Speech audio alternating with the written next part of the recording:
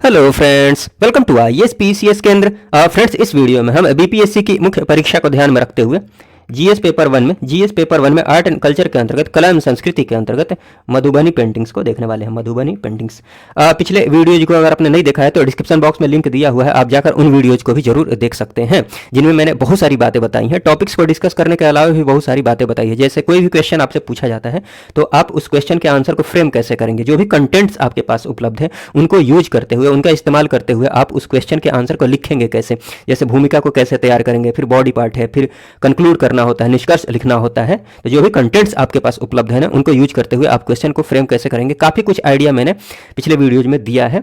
हालांकि जब मैं मॉडल आंसर प्रोवाइड करूंगा तो फिर से उन चीजों को एक्सप्लेन कर दूंगा, फिर भी मैं आपको सजेस्ट करूंगा कि आप पिछले वीडियोज को भी जरूर देख सकते हैं। चलिए, खैर बिना किसी देरी के इस वीडियो को हम शुरू करते हैं। इस वीडियो में हम बात करने वाले हैं मधुबनी पेंटिंग्स की।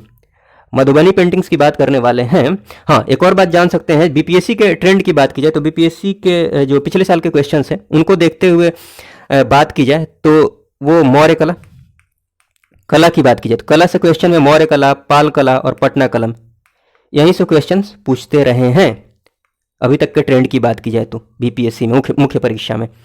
लेकिन 68 बीपीएससी में जो पीटी का पेपर हुआ है वहां पर उन्होंने उनके मूड को देखते हुए, मतलब मूड कहने का मतलब ये है कि वो अब चाह रहे हैं कि घिसे पीटे क्वेश्चंस नहीं आए, रिपीटेड क्वेश्चंस कम आए, नहीं आए। ठीक, तो उस कोशिश में, इस प्रयास में वो हो सकता है कि अब घिसे पीटे क्वेश्चंस को ना पूछते हुए मधुबनी पेंटिंग्स पूछ लें।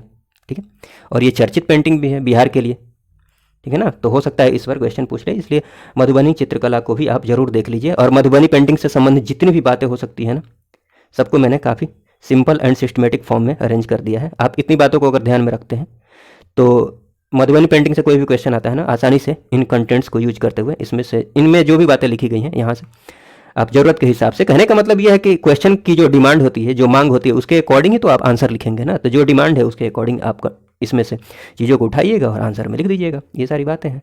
चलिए, एक एक करके हम सारी बातों को डिस्कस करते हैं। मधुबनी चित्रकला से संबंधित सारी बातों को डिस्कस करते हैं। देखिए, ये तो पता है कि मधुबनी चित्रकला जो है, मधुबनी चित्रकला बिहार की एक विश्व विख्यात शैली है, नो डाउट, इसमें कोई दिक्कत की बात है नहीं। और इस चित्रकला का जो विकास हुआ है सबसे ज़्यादा ये किधर की तरफ हुआ है, मिथिलांचल क्षेत्र में। मिथिलांचल वाला जो क्षेत्र है ना, जैसे मधुबनी हो गया, दरभंगा हो गया, सहरसा हो गया, ये इधर वाला मैप में आप दिखा सकते हैं। जहाँ भी स्कोप मिलता है ना मैप बनाने का, फ्लो चार्ट बनाने का, वहाँ पर मैप और फ्लो चार्ट जरूर बनाइए। इससे क्या होगा कि आपको आंसर को लिखने में टाइम भी कम लगेगा और मार्क्स भी ज़्यादा मिलते हैं, 1-2 मार्क्स ज़्यादा ही मिलेंगे मैप्स और डायग्राम बनाएंगे तो। ठीक है, तो इसलिए यूज जरूर कीजिए। तो आप, ये मैंने अपनी सुविधा के अनुसार साइड में मैप को बनाया है, आप बीच में यहाँ बना सकते हैं बिहार का मैप बनाकर, और ये दिखा देंगे ये मिथिलांचल वाला क्षेत्र है। विशेष रूप से इस चित्रकला, ये जो चित्रकला फली फूली है, इधर की तरफ ही फूली है, किधर की तरफ, मिथिलांचल की तरफ। हाँ, तो क्या है ये, यह मिथिलांचल जैसे मधुबनी, दरभंगा, सहरसा आदि जिलों के लोक जीवन की कला है। ठीक है, ये सारी बातें हैं। और इधर की तरफ फली फूली है, इसीलिए मिथिला कला के रूप में भी इसे जाना जाता है। मुख्य रूप से आप देखेंगे तो 3 प्रकार के चित्र, स्टार्टिंग में तो यही चित्र देखने को मिलते हैं। फिर ये तीसरा टाइप वाला भी आप ध्यान रख सकते हैं, जैसे भित्ति चित्र है। भित्ति अर्थात दीवार पर जो चित्र बनाए जाते थे। अरिपन कहने का मतलब, अरिपन चित्र के अंतर्गत वो आ जाएंगे, जैसे रंगोली होती है ना, रंगोली उसको बोलते हैं, जैसे आंगन में रंगोली बनाई जाती है, या फिर चौखट के आगे। ठीक है, आप समझ रहे होंगे। उसके बाद पट्ट चित्र, पट्ट का जो शाब्दिक अर्थ होता है वो कपड़ा होता है, कपड़ा पर जो चित्रकारी की जाती है। ठीक, तो ये सारी बातें हैं। 3 प्रकार के चित्र ये मेंशन कर सकते हैं। हाँ, यहाँ पर मैंने दिखा दिया है, 1 मिनट। मधुबनी चित्रकला को 3 भागों में विभाजित करके एक भित्ति चित्र हो जाएगा, एक अरिपन अर्थात रंगोली, एक पट्ट चित्र। और भित्ति चित्र की बात कर ली जाए तो इनको भी 3 भागों में कैटेगराइज कर सकते हैं कि भित्ति चित्र में मुख्य रूप से कहाँ कहाँ पर ये पेंटिंग बनाई जाती है। जैसे गोसावनी या फिर गोसनी अर्थात पूजा घर की सजावट में जो पेंटिंग बनाई जाती है, या फिर कोहबर घर की सजावट, कोहबर, ठीक है ना, जो शादी के बाद जो पति पत्नी होते हैं उनके लिए जो घर होता है, कोहबर घर की सजावट, कोहबर घर के कोनों की सजावट, ये सारी चीज़ें हैं। मैंने यहाँ दिखा दिया, आपको टेंशन लेने की जरूरत नहीं है, सब कुछ मैंने नीचे एक्सप्लेन भी कर दिया है। ठीक है, अरिपन की बात की जाए तो ये मैंने अभी बताया है, आंगन या चौखट के सामने जो चित्रकारी बनाई जाती है। पट्ट चित्र, वही कपड़ा पर जो चित्र मुख्य रूप से सामान्य तौर पर, आम तौर पर देखा जाए तो कपड़ा आदि पर जो चित्र बनाए जाते हैं, हाँ, एक एक करके हम सब देख लेते हैं। यहाँ तो बस फ्लो चार्ट बनाकर मैंने दिखा दिया है, उसके बाद भित्ति चित्र, अरिपन, पट्टी चित्र, एक एक करके सबको हम देख लेते हैं। ठीक है, टेंशन लेने की जरूरत नहीं है। देखिए, भित्ति चित्र की बात की जाए तो इसकी क्या विशेषता है? विशेष बात यह है कि इस चित्र को भित्ति दीवार पर तो बनाया जाता है इस चित्र को, लेकिन कहाँ पर? तो गोसनी घर जो होता है ना, पूजा घर की सजावट के लिए इस चित्र का प्रयोग किया जाता है। कोहबर घर जो सुबह कक्ष होता है, विवाहित जोड़े जो होते हैं ना, विवाहित जोड़ों का जो घर होता है उनकी सजावट के लिए इस चित्र का प्रयोग किया जाता है। फिर कोहबर घर के कोनों की सजावट, यक्षिणी जो होती है, चारों कोनों पर यक्षिणी का चित्र बना दिया जाता है। ठीक है, तो कोहबर घर के कोनों की सजावट के लिए इस चित्र का प्रयोग किया जाता है भित्ति चित्र के अंतर्गत। ठीक है, भित्ति मतलब दीवार पर। गोसनी घर की चित्रकारी में धार्मिक महत्व के चित्र का भी चित्रण किया गया है। गोसनी घर की चित्रकारी में धार्मिक महत्व के चित्र का चित्रण किया गया है, भी नहीं का किया गया है, क्योंकि गोसनी घर का मतलब ये पूजा घर है, तो वहाँ पर धार्मिक महत्व के ही चित्र होंगे, जैसे दुर्गा, राधा कृष्ण, सीताराम, शिव पार्वती, विष्णु लक्ष्मी आदि के चित्रण, ठीक है ना, किए गए हैं। तो जब भी आप ऐसा कुछ लिखते हैं ना, तो एग्जाम्पल्स अगर आपके पास है, उदाहरण है, तो उदाहरण को जरूर मेंशन कीजिए। उदाहरण को मेंशन करना बहुत अच्छी बात है। ठीक है, तो गोसनी घर में धार्मिक महत्व के चित्र देखने को मिलते हैं, धार्मिक महत्व के चित्र का चित्रण किया गया है, तो उसमें एग्जाम्पल्स में ये सारे ना ध्यान में है, 2-4 ही ध्यान में है तो लिख सकते हैं। ठीक है, उसके बाद बात की जाए, कोहबर घर के चित्र जो है ना, वो कामुक प्रवृत्ति के हैं, है ना, कामुक प्रवृत्ति के होते हैं, जैसे कि कामदेव का चित्र बनाया जाता है, रति, यक्षिणी का, स्त्री और पुरुष के जो जनन अंग है, ठीक, जनन अंग आदि के चित्र बनाए जाते हैं। इनका चित्रण देखने को मिलता है कोहबर घर जो होता है ना उसमें। ठीक है ना, भित्ति चित्र। फिर ये ध्यान रख सकते हैं कि पेड़ पौधों एवं पशु पक्षियों की चित्रकारी जो होती है ना, वो प्रतीक के रूप में होती है। जैसे एग्जाम्पल्स के रूप में बहुत सारे एग्जाम्पल्स मैंने लिख दिए हैं। बहुत सारे एग्जाम्पल्स मैंने हर जगह इसलिए लिखे हैं ताकि कुछ तो एग्जाम्पल्स आपको ध्यान में आएंगे। जो भी लाइन आप लिखते हैं, जो भी बात लिखते हैं, उस बात को जस्टिफाई करने के लिए, स्पष्ट करने के लिए अगर एग्जाम्पल्स दे देते हैं, 1-2 एग्जाम्पल्स दे देते हैं, तो चीज़ें क्लियर हो जाती हैं, आंसर देखने में अच्छा लगता है, मार्क्स मिलते हैं। ठीक है, देखिए, तो एग्जाम्पल के रूप में यहाँ पर मैंने लिखा है, तोता जो है वो काय का प्रतीक है? काम मतलब जो जोड़े होते हैं ना, विवाहित जोड़े, उनके बीच जो काम, ठीक, काम मतलब वर्क नहीं, लस्ट समझ सकते हैं। बांस की बात की जाए तो वंश वृद्धि का प्रतीक है बांस। सूर्य और चंद्रमा की बात की जाए तो दीर्घ जीवन का प्रतीक है हाथी। भौतिक समृद्धि अर्थात ऐश्वर्य, भौतिक समृद्धि, हाथी और घोड़ा की बात कर लीजिए तो ये काय के प्रतीक है? भौतिक समृद्धि मतलब रुपया, पैसा, धन, समझ रहे हैं, जो भी भौतिक मटेरियल चीज़ें हैं वो मिल जाए आपको, सब कुछ मिल जाए। हाँ, उसके बाद सिंह की बात की जाए तो ये शक्ति का प्रतीक है, और मोर की बात की जाए तो ये शांति का प्रतीक है। मोर आदि की बात की जाए तो ये शांति के प्रतीक हैं। उसके बाद चलिए, विशेषता में ये ध्यान रख सकते हैं, चित्र जो बनाई जाती थी भित्ति चित्र, उंगली एवं बांस की कलम से बनाया जाता है। चित्र कैसे बनाया जाता है? चित्र उंगली एवं बांस की कलम से बनाया जाता था, है ना, अभी भी बनाया जाता है। हाँ, रंग की बात की जाए तो रंग जो है प्रमुखतः वनस्पति से प्राप्त किया जाता था। वनस्पति कहने का मतलब हल्दी हो गया, ठीक है, पीपल के छाल हो गए, ये सब तो इससे प्राप्त किया जाता था। अब इसमें रंग को मैंने यहाँ पर दिखा दिया है, तो कुछ रंग आप यहाँ पर लिख सकते हैं एग्जाम्पल के रूप में, लाल, हरा, पीला, नाला बोल रहा हूँ, नीला आदि। ठीक है, तो ये सारी बातें हैं। उसके बाद अरिपन की बात कर लेते हैं। अरिपन चित्र अर्थात रंगोली की बात की जाए तो इसकी क्या विशेषताएं हैं अभी? तो ये जो चित्र है यह महिलाओं द्वारा घर के आंगन या चौखट के सामने विशेष रूप से बनाया जाता है। ठीक है, इसमें पिसे हुए चावल, पानी एवं विभिन्न रंगों का प्रयोग किया जाता है। पिसे हुए, कूटे हुए जो चावल होते हैं ना, पिसे हुए चावल, पानी एवं विभिन्न रंगों का प्रयोग किया जाता है।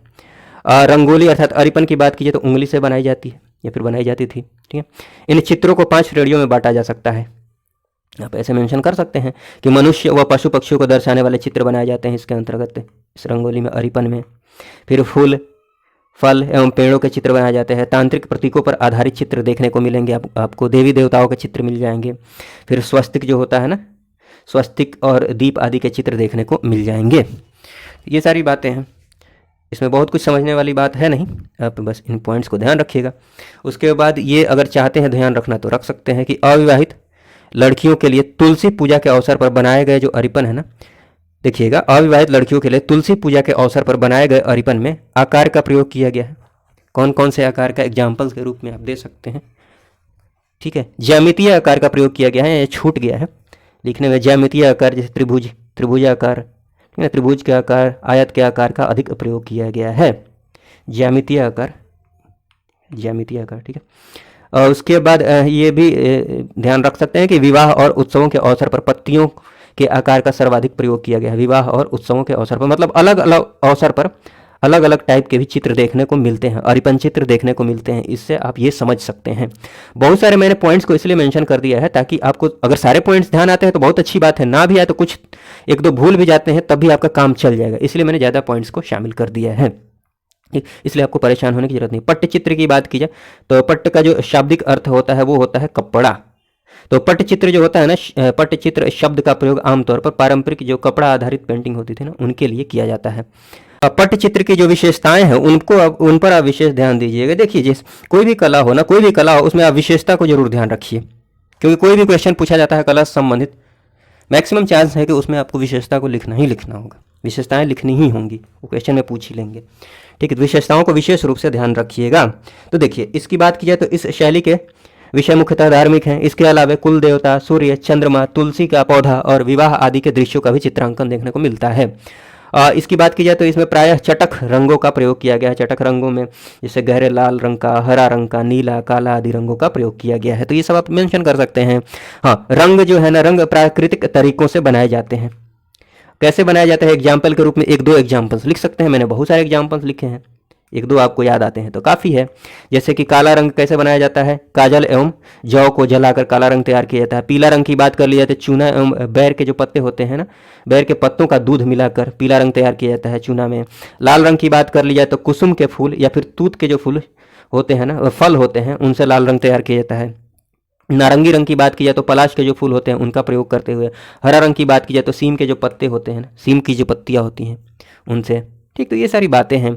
उसके बाद मुख की आकृति में, मुख जो बनाया जाता है, मुख की आकृति में आंखें जो होती है काफ़ी बड़ी बनाई जाती हैं, काफ़ी बड़ी देखने को मिलती हैं पट्टचित्र में, मधुबनी पेंटिंग्स के अंतर्गत।